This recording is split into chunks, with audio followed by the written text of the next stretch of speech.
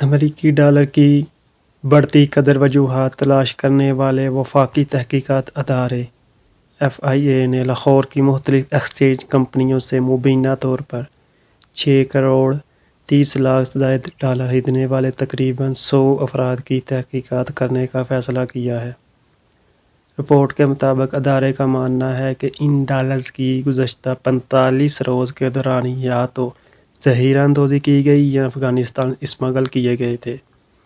FIA کے ایک عہدیدار نے بتایا ہے کہ FIA لاہور کی جانب سے 100 افراد کو نوٹسز دیے گئے ہیں اور انہیں 15 اکتوبر کو پیش ہونے کے لیے کہا گیا ہے۔ انہوں نے کہا ہے کہ یہ افراد مبینہ طور پر امریکی ڈالر خریدنے میں ملوث اور انہوں نے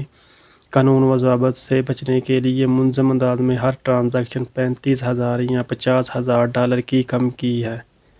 جو ڈالر کی ذخیرہ اندوزی، منی لانڈرنگ اور اسمگلنگ کا باعث بن سکتی ہے۔